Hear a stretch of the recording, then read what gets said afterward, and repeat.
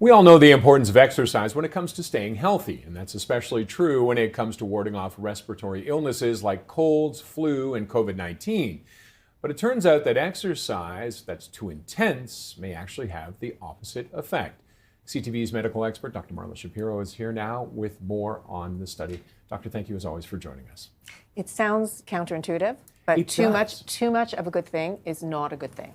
Now, why is that? What is the concern with doing too much exercise? We always talk about people wanting to exercise. So exercise is really important. We know that exercise actually will decrease the likelihood of respiratory infections. But if you do too much exercise, overexert, actually looked at, for example, firemen who are really overexerting in a short period of time, it does exactly the opposite. It can lead you more prone to respiratory infections. So they tested blood, saliva, and urine, looking at levels of what is circulating after intense exercise. And they saw that there were fewer pro-inflammatory cytokines, I'm going to tell you what that means, and ceramides, and more antimicrobial peptides. It sounds like these things might be a good thing, but in fact they aren't. You get short-term suppression of the immune system, and that leads to an increase in susceptibility of infection, particularly upper respiratory infections. Think about overexerting. You breathe with your mouth open, so you're inhaling these pathogens. And it was seen whether you were highly trained or whether you weren't trained at all, it's the same mechanism of action.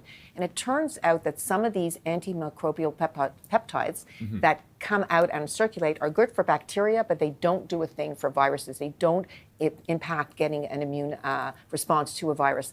And the body also, when you're exerting so hard, will reduce airway inflammation to try and get more oxygen. So now you've lost your inflammatory protection. You have an increase in these circulating peptides that are good for preventing bacteria, but won't do anything for a virus. So it actually opens the doorway, if you will, to inhaling more viral pathogens and actually getting sick. So is moderate exercise best for everybody? What about the people who love that burn?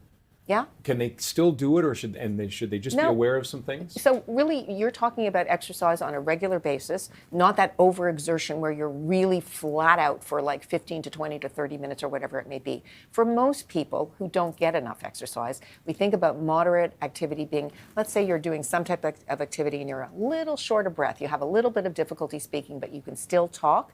That's moderate activity. And we talk usually about 5 times a week, 30 minutes a day to accumulate that 150 minutes. Or if you're doing really vigorous activity, you definitely can do about 75.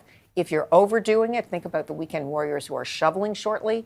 You can see chest pain, you can see struggling to breathe. That overexertion can lead to high blood pressure, heart strain, pain in your joints and your muscles. So you have to assess, what do I do on a regular basis? When can I ramp it up? When can I ramp it up safely? But the notion of, doing a 15 to 20, 30 minute flat out, really overexerting yourself may actually, from that counterintuitive point of view, do more harm than good and leave you more likely to infections. And are there some things that people who have to do that? One of the things that was mentioned was firefighters. Are there things that people can do who are forced into those situations to maybe help protect themselves from it? Yeah, it's an interesting notion. So what can you do? When it comes to viral pathogens, and think about what we're facing COVID, we're facing flu, we're facing RSV.